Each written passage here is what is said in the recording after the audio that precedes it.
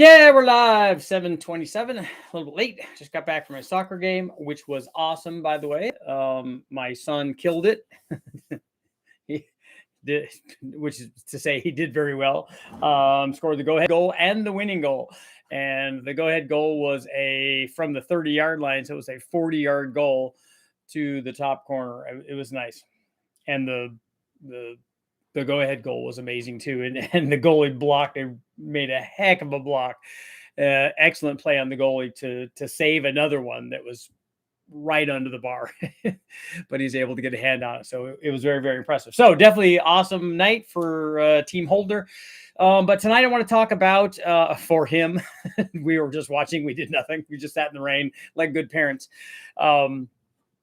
But tonight I want to talk about intake manifolds and camshafts. I have the video up already. I'm just waiting to do the thumbnail for it. It's already edited and posted. You guys can't see it yet because I have it hidden from people. But the test is with the two Summit cams that I ran. I ran one of the big Nasty series cams, and then I also ran an 8711, I believe is the other cam. I think it's an 8711 R1. Yeah, it's an 8711 R1. So a bigger cam. So basically what we have, and here's the situation. Your parents go away. You know the rest. So we have two cams. One, the big Nasty cam, which is neither big nor nasty. This one is a cam that has, people are going to love it because it has a tight LSA. So all the tight LSA guys are just going to be in love because it's a 105-degree LSA. It's a 105 plus 3, but it is a 550 lift. It is a 218, 230, and a 105 plus 3. So we've compared that cam to the 8711 R1, which is I guess a stage 4 cam, 625, 605, a 234, 238. So quite a bit bigger, and the wide LSA that we always see, that we know and love. You know, it's nonsense.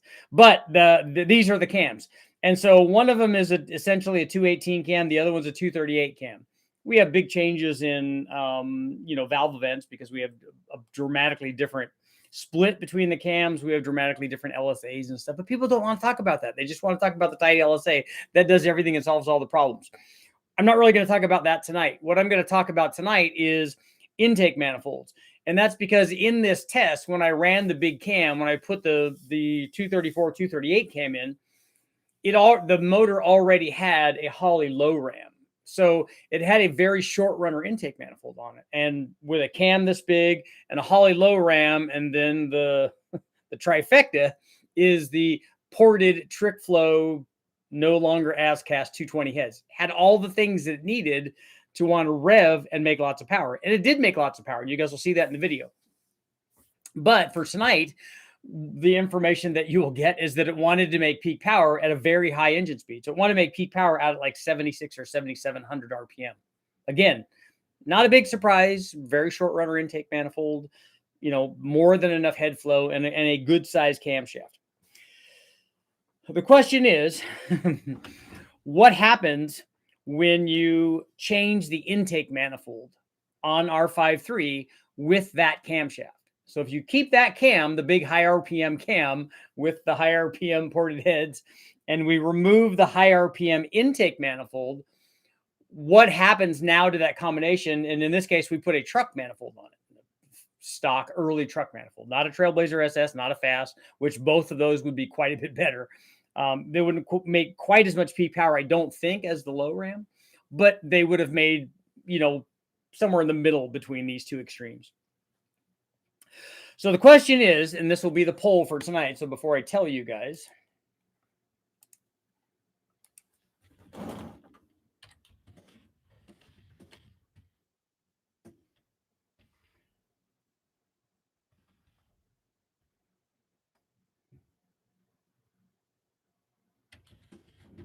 peak RPM.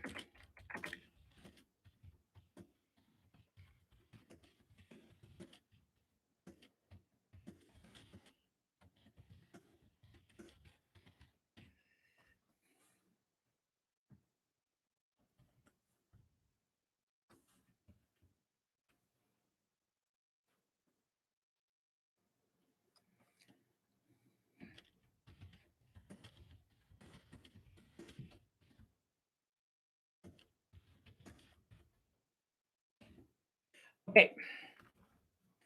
How much did swapping from the low ram to the early truck intake change where the motor made peak horsepower? So, what kind of RPM change are we talking about? Going from the low ram, keeping the cam and the heads, all that stuff the same, timing's optimized, air fuel's optimized, all this stuff. That's a given. So, how much did changing from the low ram to the truck manifold? How much did it affect? And I can't, I can't have a poll like this. I just have to have a yes or no question. Uh,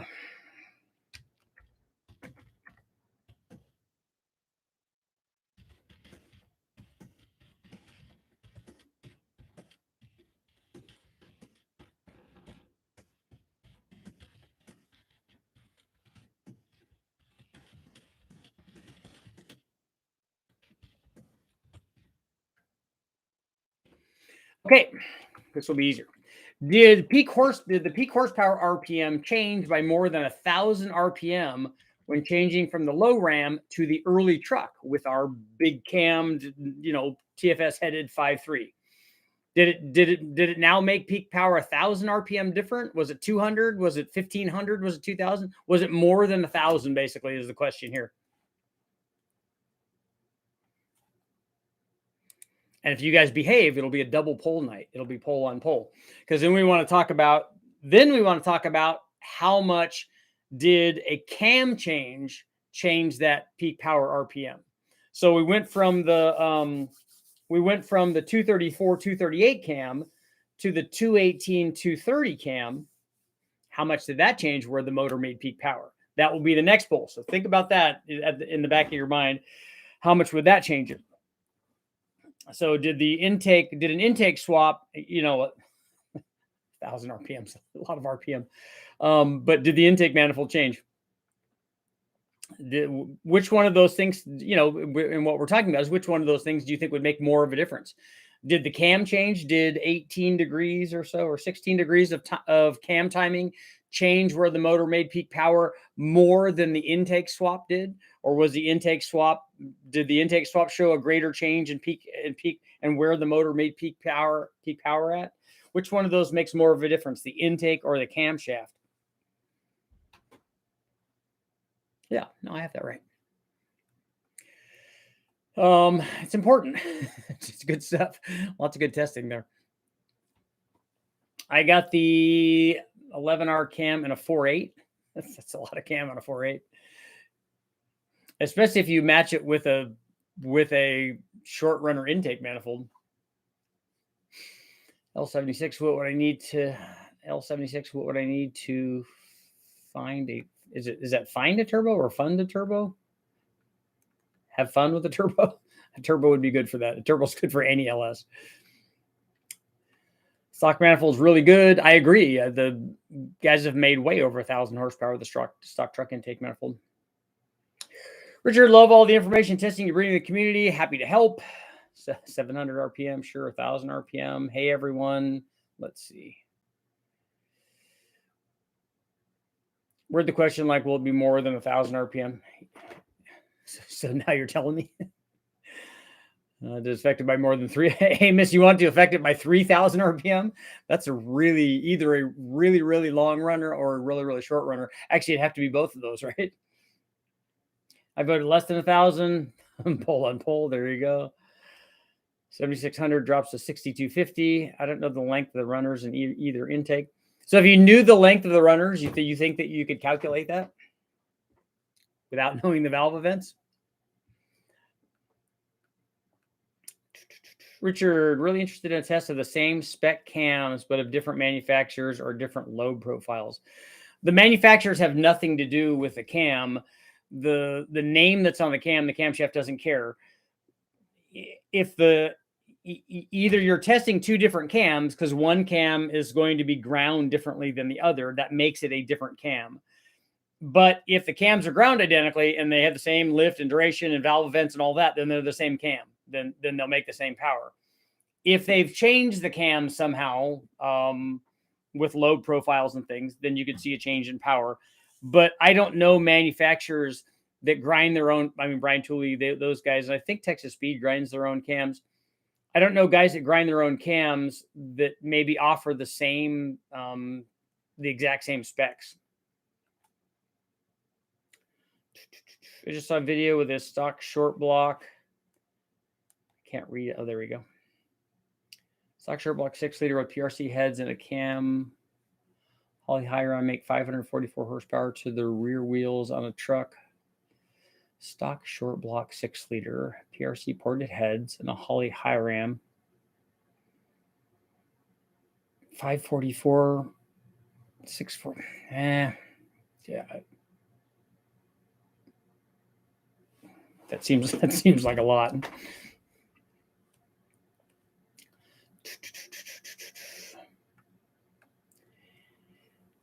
RPM peak change depends on how much longer the runners are. Yeah, that's why we're asking the question.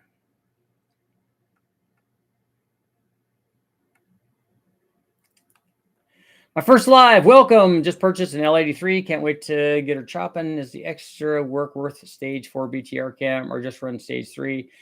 Nothing better to do when it's been negative 31 in North Dakota. If you're driving, I don't know what you have that in. Do you have it in a truck, or did you swap it into something else? And then my question is, what are you going to be doing with it? Will a BTR stage 4 cam fit available piston valve clearance with the VVT? I don't know enough about the LT stuff to know if that's the case. Stock replacement cams even seem to be slightly different depending on manufacturer.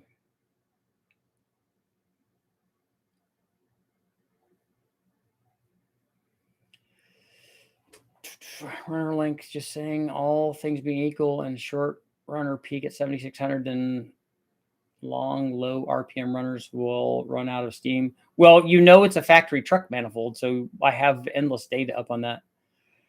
Long runner for the first 3,500, then short for the top. So you think beyond 3,500 is top of the RPM range? Can you put a turbo on a stock 6-liter LS and not mess stuff up? Yes, you can, as long as the tune's right.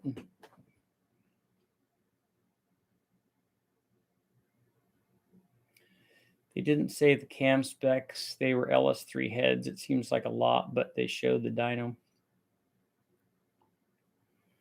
So they were ported LS3 heads and then a Hiram for the LS3. So that would be 644. I've never seen a 6-liter make 644 at the flywheel with what you're describing there.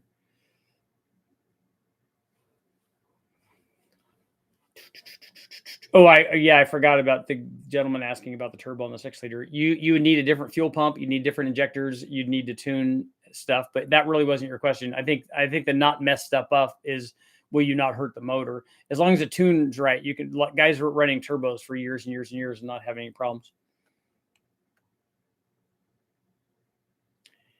There is a brand claims that only them understand LS motors enough to build their own and only write cams. Don't remember the name though. I would guess that's bull. I don't know. Yeah, I don't really know what you're talking about. Lots of people build LS motors. There's lots of good engine builders out there. Lots of people understand camshafts.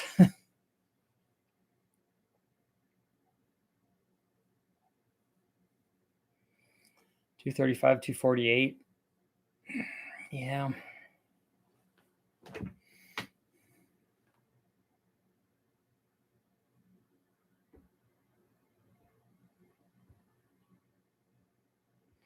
And the other thing is that and the way that guys do this sneaky on the chassis dyno numbers is if you run it on the chassis dyno, if you put an electric water pump on it and you put an open exhaust on it and there's no accessories and there's no inlet, then it's a lot like running it on the engine dyno and then you run it with a manual transmission and you run it with lightweight wheels and tires. You can make your wheel horsepower be pretty good, because what you've done is you've shaved off a bunch of the difference between the flywheel horsepower and the wheel horsepower. What we normally associate, let's say 100 horsepower difference between those two.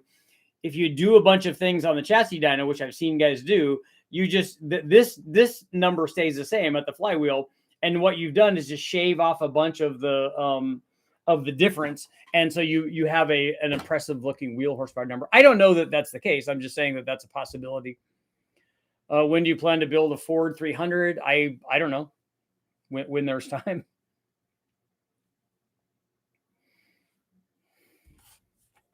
Narcissism parts manufacturers. A lot of guys have a lot of ego tied up in a lot of the stuff that they do. That's why I give the information away for free. I don't really care about that.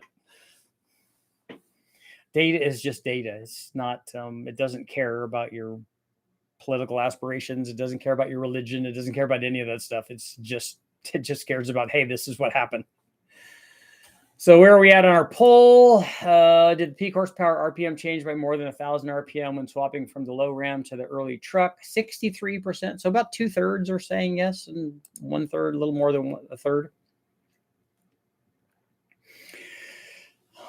2/3 and 1/3 ish.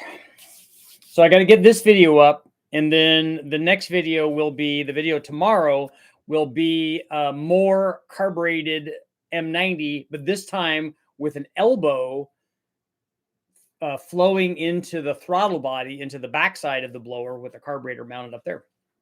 That also works. When are you going to make a 4.6 Rover with an M90?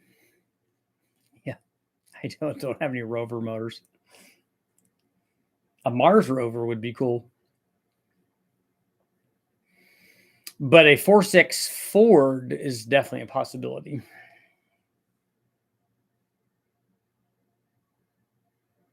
Trying to think of a good intake. M90 on the Sprint, no, but definitely an AMR 500 on the Metro. So if I send you a 4.6 Rover, I'll do it. No, I don't want people sending me motors. I have no room for the motors that I have already. The only one I would want somebody to send me is a free rotary.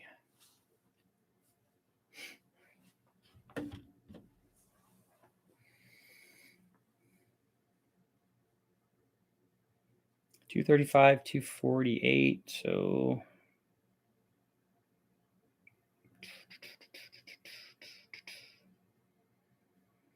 no, the Rovers can get plenty of love. It's just not high on the list of things. I mean, there's like 7 guys out there that would be interested in information on Rovers. So, it's pretty low on the list. But I like all motors. Not a Viper V10. I do like Viper V10s. Those are cool.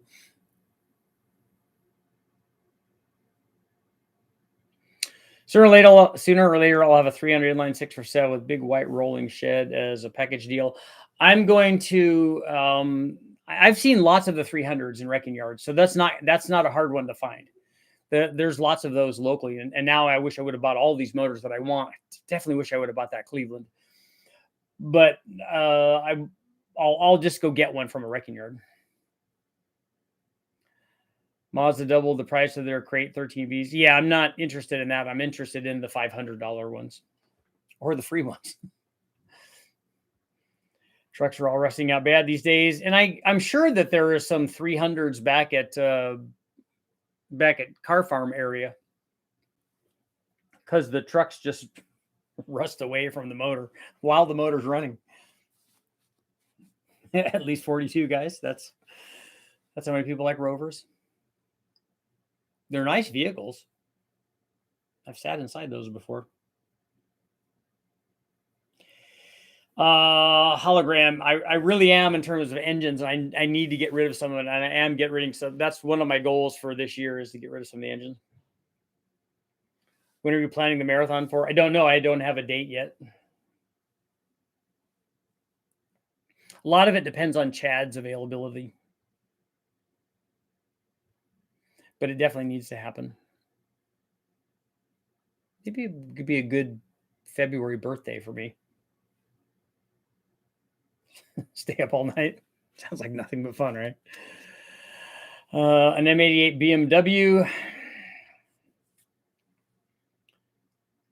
Just got off the phone with my dad. I think it boosted in the 66 300. So that's an early. Is the 300 is it an original 300 that's in that motor? Is it a 66 Ford?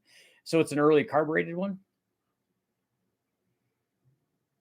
I think I remember you saying you're going to test a Summit Stage 5. This is a Big Nasty cam that I tested, but it's a smaller version. Apparently, Big Nasty is, I thought it was the end all be all, but it's the Big Nasty one is, this is a series of cams, I guess, is the way I understand it.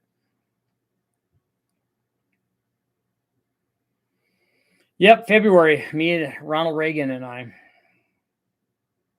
My daughter ran a marathon a few weeks ago. I think it was in Sac. That's more than I could do right now. I could not run a marathon. I've never run a marathon. I've run a half. I've run the equivalent of a half. I've run 13.1 miles or whatever. But tell her congratulations. That's awesome. Do you like diesel motors? I do in trucks for towing. I had a 3500 Ram with a Cummins in it, and I liked it, but I won't engine dyno test any of those. Carbureted, but it's an 83 to 84 engine with 30,000 miles. They last a long time. Those are good motors. I want one of the EFI ones just because I really like the intake manifolds on it.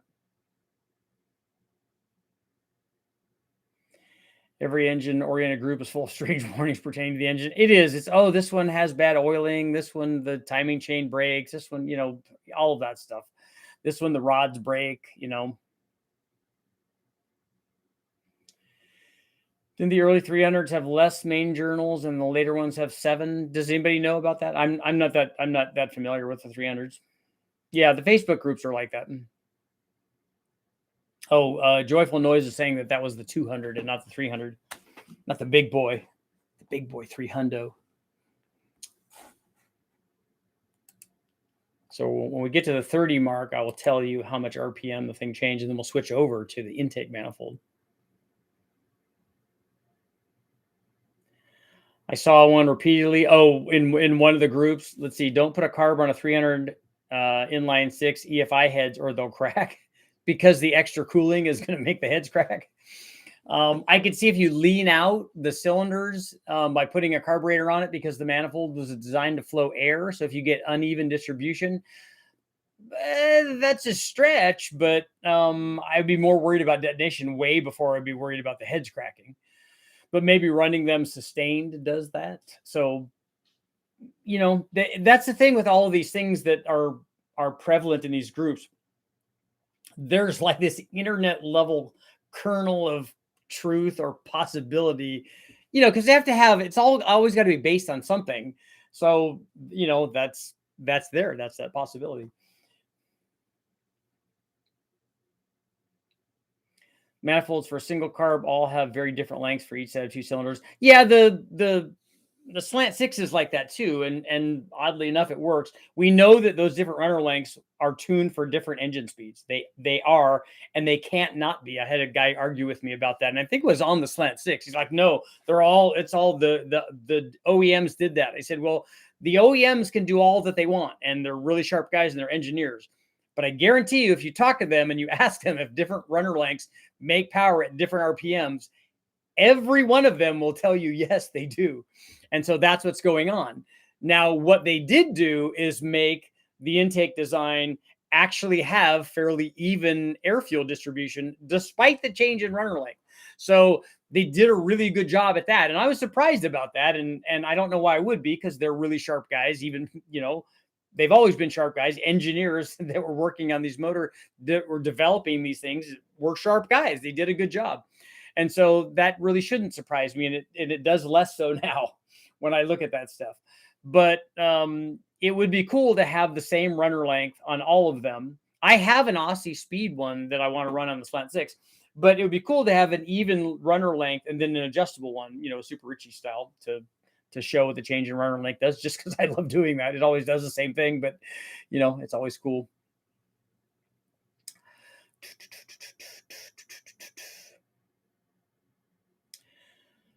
Single carb manifold could be designated in a similar fashion to equalize the length roughly. Have you looked into the late model Rover electric turbo? I'm looking at it, trying it out. Oh, a 48 valve, a 48 volt one. I have not looked at that at all. California International Marathon. I'm curious what newer engine will respond better to boost, a 7.3 or a 6.6. I don't know what you mean by respond better. Boost is just a multiplier of whatever is there. So if you have a motor, whatever power output the NA motor makes, boost just multiplies that. So if one of those is 400 and one of them is 450, and you add 1 bar, 14.7 pounds of boost, one of them is going to make 900 and the other one's going to make 800. So that, or have the potential to do that. There's not a guarantee that they'll do that because there are other things that could stop you from doing that. But that's what happens. And so one of them doesn't respond to boost better than another one. That's a fallacy. The damn ads. I know, but they're paying the bills. I'm not in charge of that, but that's YouTube. So we're gonna go ahead and did the peak horsepower RPM change by more than 1,000 RPM when swapping from the low ram to the early truck? The answer is actually yes, it did. It was 11 or 1,200, depending on where you actually put the peak power for the truck manifold. But 7,600 to or 7,700 down to 65 or 6,600. So more than, at any rate, more than 1,000 RPM by just changing the intake manifold. So that was dramatic. So now the question is, in fact, I'm going to end the poll here. I wonder if I can I'm going to see if I can copy. No, I don't want to do that. Oh, I do. Let's see.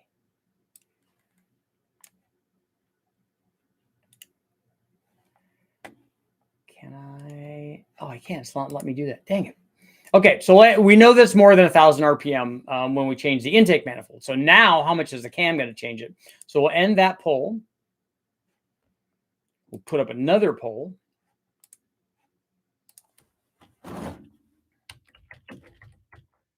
Did the cam swap?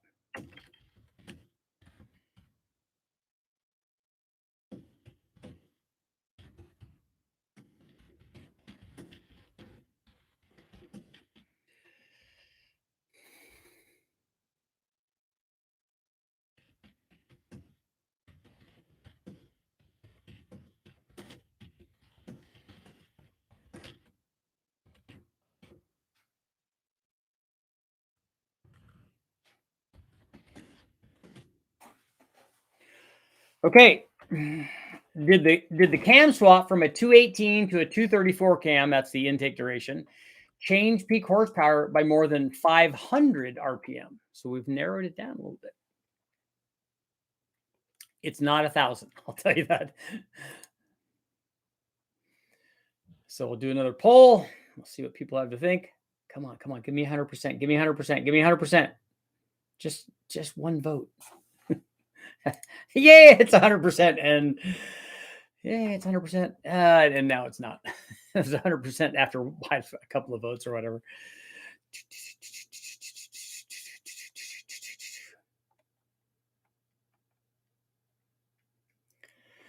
69 horsepower. Signing up. Got a fire trucks to fix in the morning. All right, Joyful, you're out, man.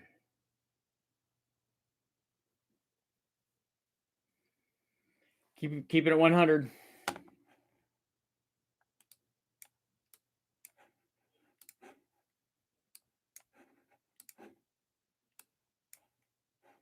I'm not trying to do that. Why is it? Oh, there we go.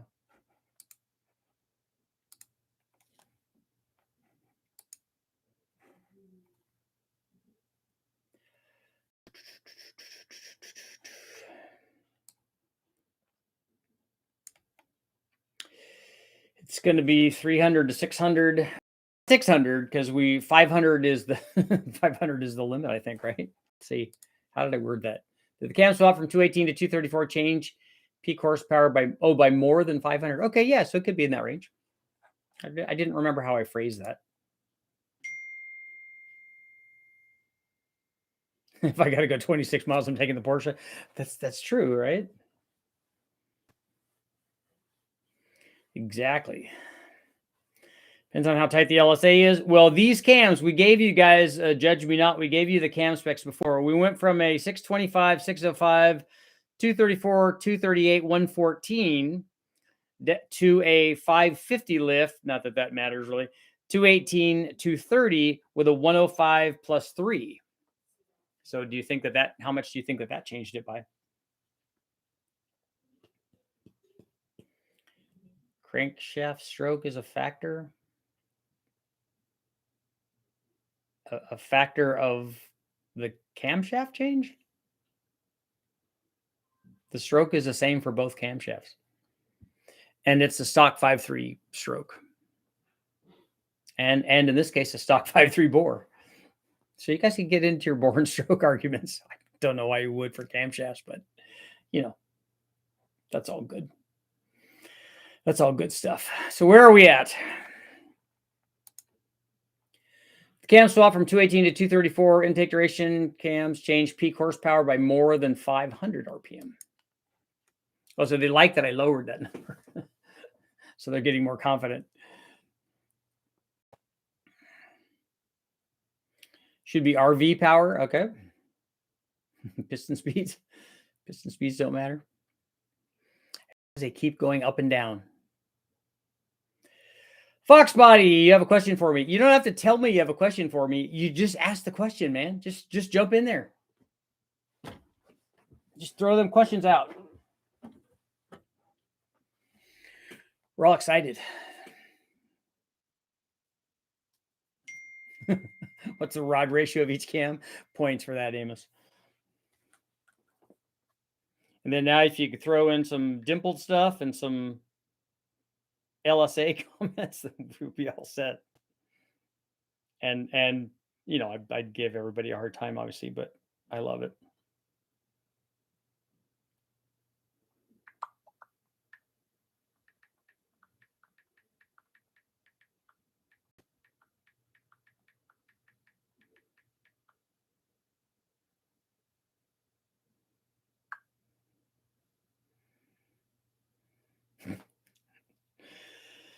Oh, people.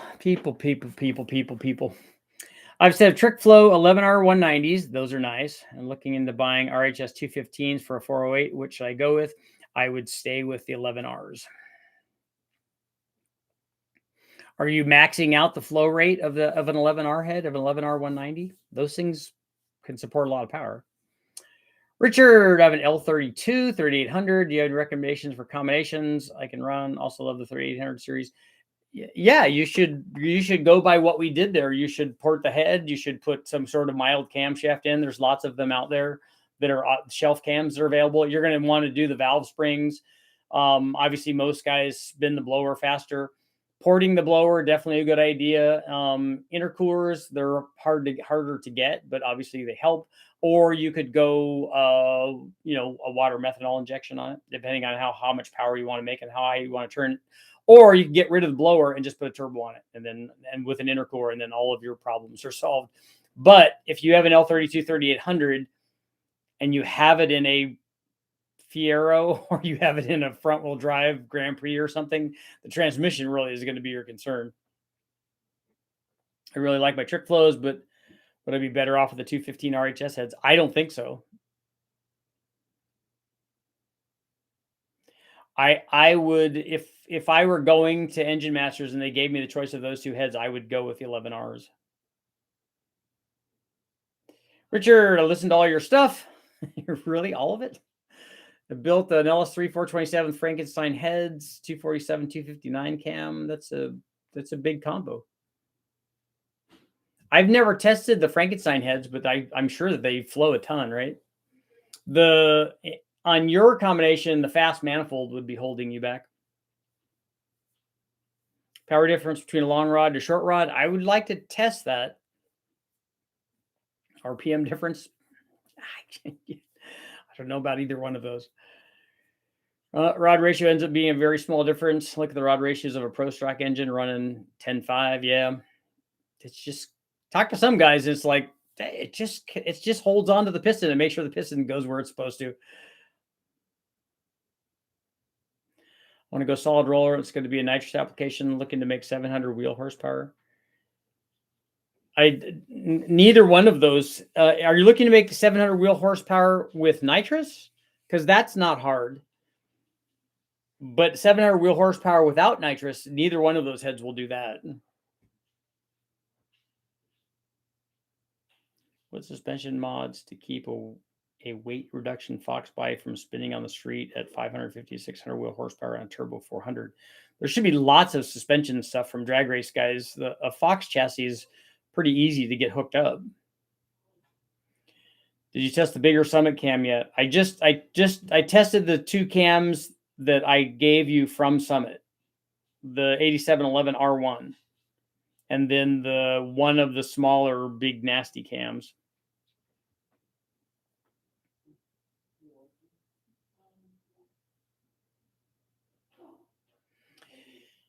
Andy, it's a beast. 552 wheel horsepower, 541 torque. Yeah, I figured it was going to be, that should be a lot of fun. It's just that manifold on a motor that big with that kind of camshaft is a single plane manifold or something like that would allow you to keep making power at a higher engine speed, but it would be softer down low. Box body, happy to help, man.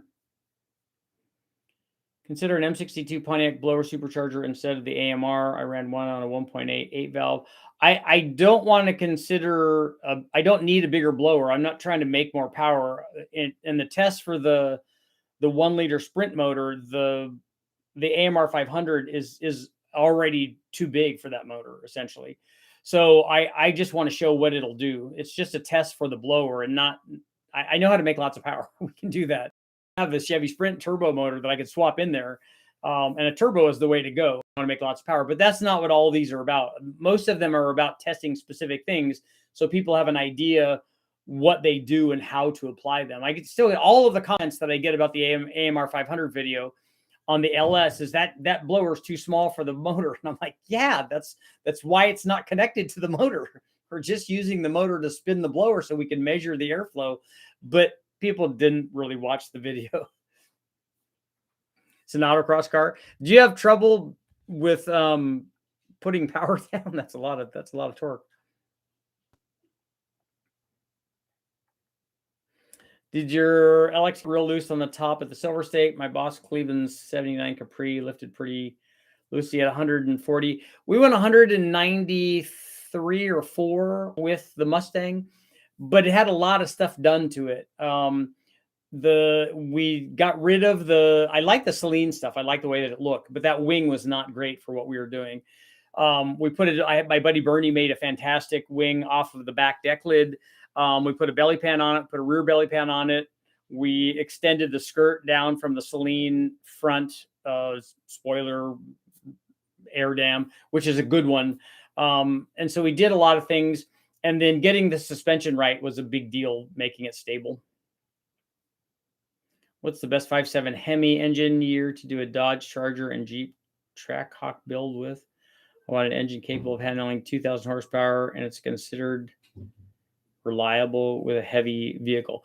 So none of the stock engines you're going to start with. You're going to have to start with an aftermarket block or something to make 2,000 horsepower. And 2,000 horsepower is not going to be a reliable thing unless you buy it from somebody like maybe Nelson could do something like that.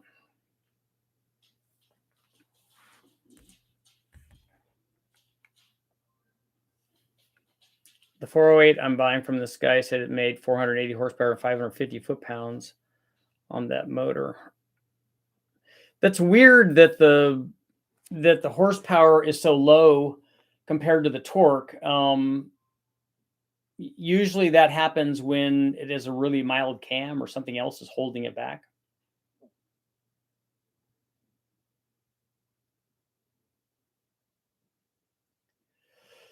So is it Damie? While watching the cam videos, I didn't notice which cam performs better at low or high RPM. There's a few cams for the 3800, but I have a 2003 Monte Carlo. Is it making 400 right now? 400's a lot.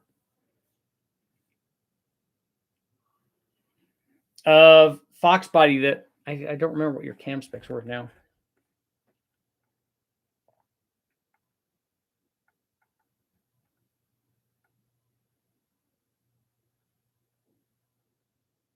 I'm scrolling back. Oh.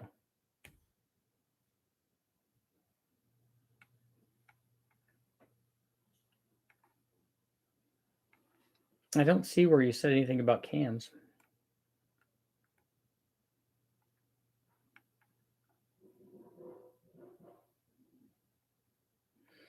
Did I miss the results for the cams? No, I haven't told you what happens with the cams yet. Um, they're all voting right now.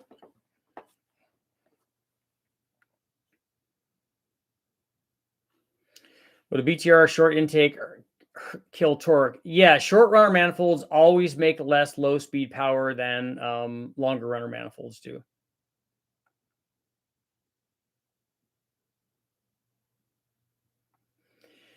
Can we get vacuum readings at idle for cam tests? Have you seen Engine Master's recent test of small cams on a 383 when they used a 200-degree cam? It lost a lot of torque and didn't only move the peak down in the RPM range.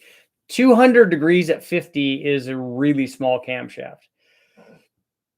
And if you look at a good video to look at is the sloppy stage cam video that I just did. So we ran a sloppy stage 1, a 1.5, a 2, and a 3. And the one that made the most torque was the 1.5, but not really, because the 1.5, the 2, and the 3 all made 435 foot-pounds. So we had to go to the decimal point to pick which one did it, and it was only on the run that we picked. It was by 0.1 foot-pound that one made more than the other. So essentially, they made the same. So the sloppy stage 1 made less torque. It was 4 foot-pounds, and all the rest of them made the same. So smaller cams don't make more torque, not more peak torque. They might make more torque in some RPM range, but they don't normally make peak torque.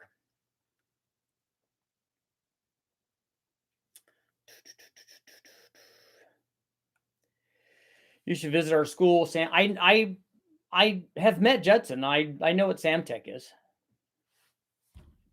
I've spoken with Judson a few times, so I'm familiar with what goes on there. And I think that there were some Samtech guys in Engine Masters when I did Engine Masters. Yeah, Dan, and it's not even 1 foot-pound. It's 435.6 versus 435.5. So they're the same.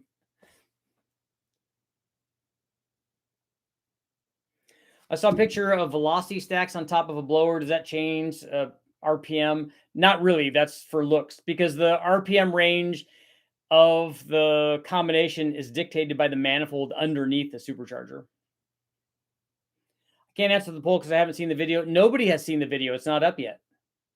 Had to swap a thermostat and radiator hose on a 2008 Tahoe. So the question for the poll is, if you change the camshaft from a 234, 238 camshaft to a 218, 230 camshaft, does it change the RPM, where the motor makes peak power, by more than 500 RPM?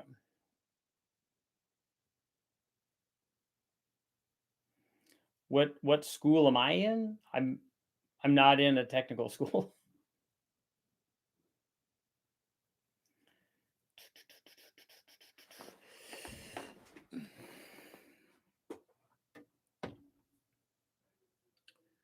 The engine masters compared to 200, 212, 224. 200 seemed to be where it lost the most power. I'm trying to find that for my 305. I want to pick the smallest to keep the power down low.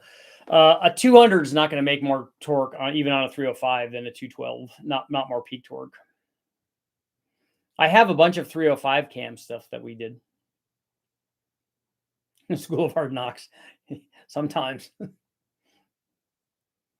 lot of times when I go down and we are testing things, the tests don't always go like you want them to, or like you hope them to. A case in point, you might see a video coming up about exactly that, where things did not go as planned.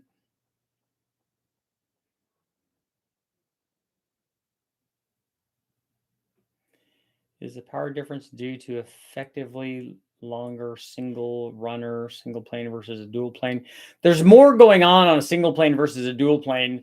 But single planes definitely have shorter runners, especially the 4 in the middle on symmetrical heads. Need a good picture for the green screen. I can't do a green screen photo. I can't do a backdrop with the way that I sign on to, or I don't know how to, the way that I sign on to YouTube. unless I do a unless I do unless I select streaming and then I go in a different way, and then I probably can do it that way.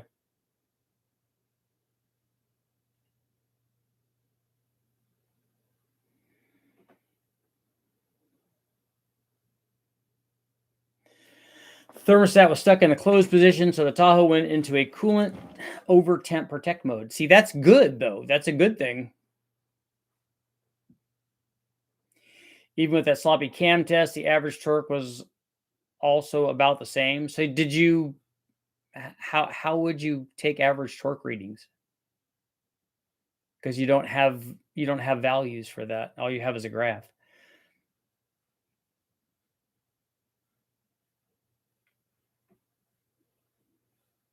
I broke a steam pipe barb on the radiator trying to get the fan shroud apart. Yeah, 241, Andy, is that's a pretty tall gearing. The radiator was 19 years old. Yeah, that was the thing when I was back with the guys at the car farm, and we were going through some of the hoses and things that are going on that 2.2. And this stuff is from the middle 80s, so a lot of that stuff is really old, and it's in the rust belt too. So it's So you got about 3.5 minutes, and then I'll let you know how much RPM change there was with the camshaft. In your opinion, Super Vic versus Victor Jr., would you still run a Super Vic even if it's only running 6,500 over the? Yeah, Super Victor will be better than a Victor Jr. even in that RPM range. That was an assumption. Oh, just from looking at the curve. We can do average numbers, obviously, from the dyno. The dyno will tell us that we have a selection that we can grab, and it will give us average numbers. In fact, when I did Engine Masters, and because that was how they dictated the score, they took your average horsepower number in a given RPM range and your average torque number and added those together and then divided by 2, I think, when I was doing it. So that's all we cared about. I didn't even really care what the peak power was on anything. We were just looking at that average number. We were just looking to try to get that number up. What size cam would you pick for a rear gear like that for a street cruiser? Well, what is the rest of the combination? What is the transmission? What is the intake manifold particularly? If you want to use my current mass 215 small bore LS1 heads on a stock LS3 bore block and a boosted application, do heads need to be opened up to match the larger LS3 bore? What is the inside diameter of the chamber relative to the bore size?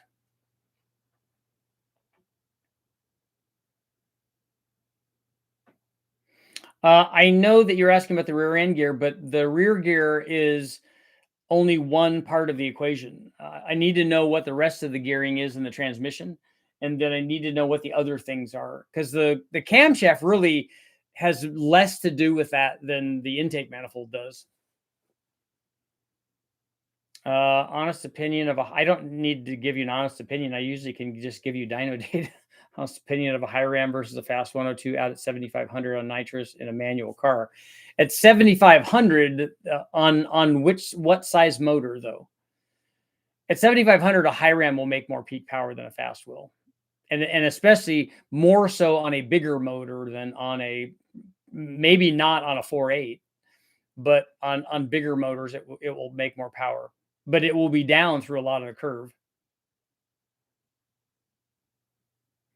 Seems like the torque is nearly always dependent on engine displacement. It's pretty hard to change. Yeah, the peak number is hard, and that's what the book that I have, and I'm sure you've seen it, Dan, in the testing on the book on Formula One engines. That's what they eventually got to the point where their specific torque output was almost fixed. And unless they did something dramatically that hurt stuff elsewhere, what they did was go, okay, we're just going to make this torque number, obviously, but now if we can do that at 15,000 or 20,000, then if they can shift that torque that they're making up, then you make more horsepower, and they just want more RPM, and that's what they finally decided on. That, hey, look, we're not going after, we still want average torque. That's all great, but the specific torque output they were able to get pretty quickly there. Richard, were all the sloppy cams the same lift? No, they weren't. They were 560, 575, 585, and 595. They went up in lift as they went up in duration, which is um, normal.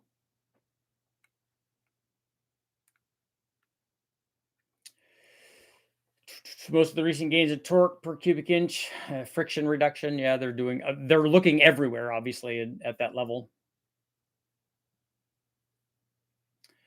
So many make those claims talking about power or torque below the curve. That they make what claims? Um, Judge, I didn't see if you had made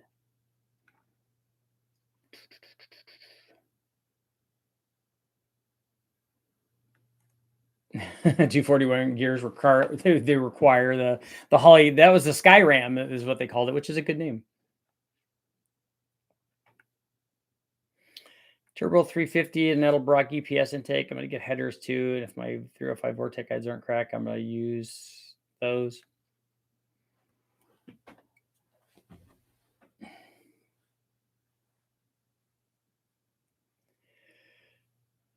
What transmission would be better if I needed to swap it for the Monte Carlo, a 4T65 or a 4T80? Does anybody have any ideas on that? I mean, I would think the 4T80 would be better. I just don't know how direct the swap is. Would you run friction modifier to the gear oils and part store oils? I think we did back when we were doing the Fords. Anymore, I don't know. When we were doing the 8.8 stuff.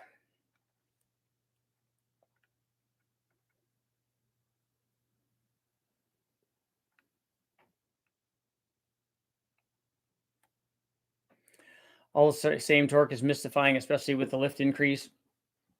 Not really. It's not, doesn't surprise me at all. With the truck cams, we saw a lot of that the same. And when I did the test recently, not recently, it was done long ago. We did the LS3 stuff, and I did a 224, 227, and 231 cam, and they all made the same peak torque.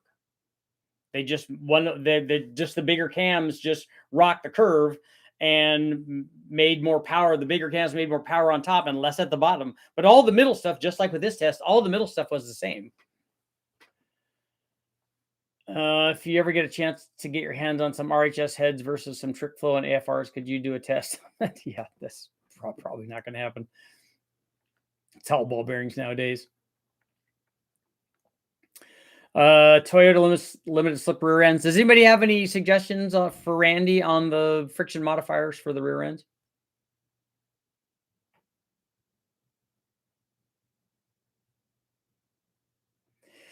And if you're wanting torque, you could go down to a 207. I think you're worried about things that you maybe don't need to be worried about. But you should be thinking about having maybe a single pattern cam if all you want is torque. And I don't know what the idle is going to be with a cam that has that little duration. You could tighten up the LSA and make it a single pattern, and then you can have all the torque.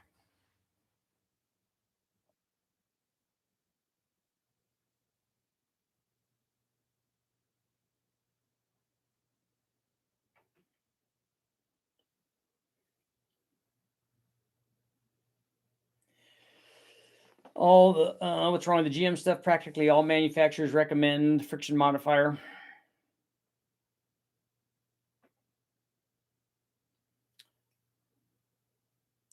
Did a pressure test on the engine cooling system. It held pressure. That's nice. No blown head gaskets. That's good.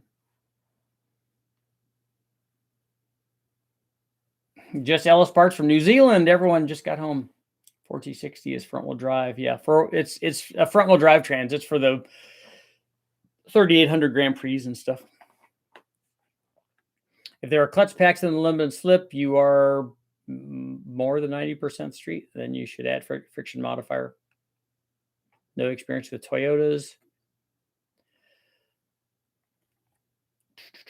So the answer to our poll, did the cam swap from 218 to 234 intake duration cams change peak horsepower RPM by more than 500 RPM? No, it didn't. In fact, it changed it this much. They both made peak power at the same RPM. Both of those cams did, which tells you a little something about intake manifolds. It tells you how effective intake manifolds are at you know having the manifold or having the motor want to make power in a given RPM range. So if cam changes that are dramatic and it has plenty of head flow, but the intake says, hey, guess what? This is my runner length. This is where I want you to make peak power, or this is where I want you to make power, and you're going to make power here. So it changed at 0 RPM.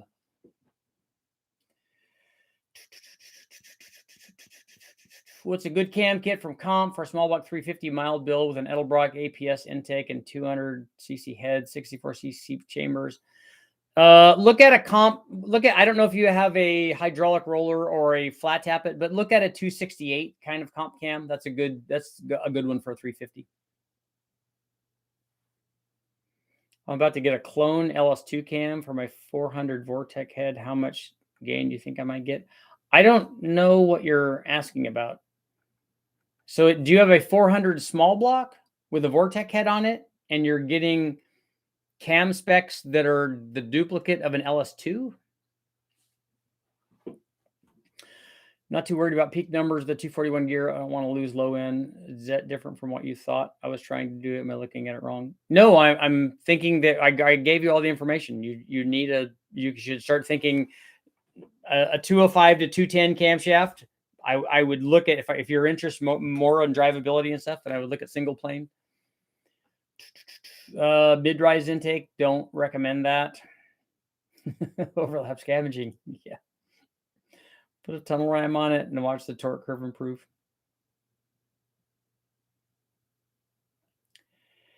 Have you ever tested Amazon heads? I don't know. Do they have their own cylinder head now?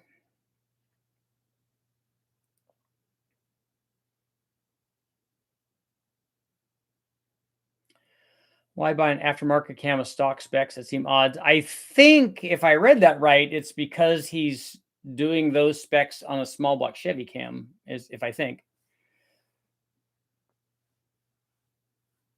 So he's using the specs from an LS2 cam to run in a Chevy. Obviously, you're changing the firing order on that cam also, right?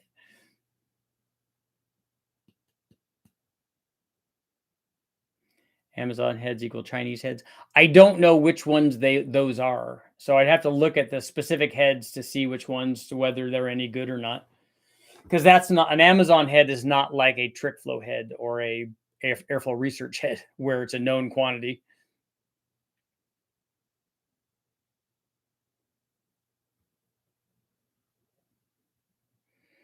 BS Cometic is probably the only person that would have a head gasket for that. Oh, you're running the LS firing order too? Okay.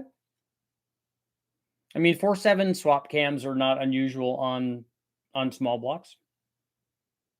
Cometic is the people that will do custom. If they don't make a gasket for that already, maybe somebody, I'm not obviously too hip on the Rover stuff, but Cometic does lots of custom gaskets for people. I wouldn't want to be the first person to successfully run an Amazon head. But even worse, I wouldn't want to be the 10th person to unsuccessfully run them. A dual plane intake would be better for a street build 350. I know there's other factors that come into play. No, for the combination that we were talking about, a mild 350 should have a dual plane and a small carburetor like a 650.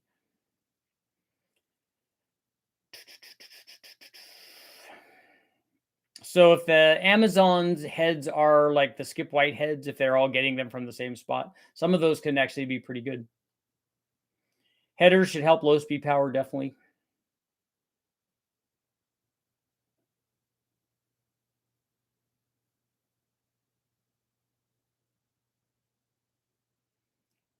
and 5,661 RPM. I don't think our dyno even shows that RPM. It doesn't show it in 1 RPM increments.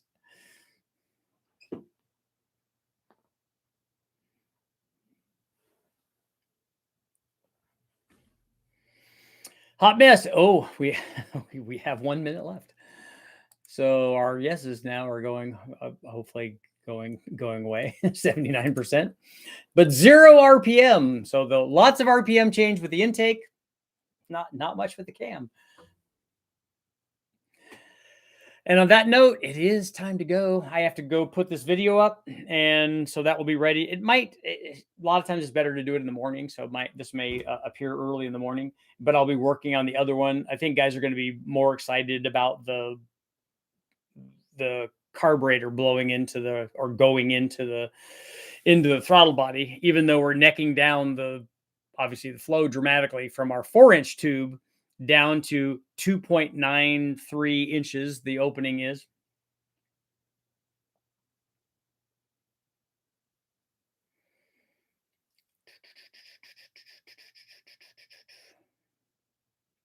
And on that note, it's time to go. I'll see you guys all tomorrow.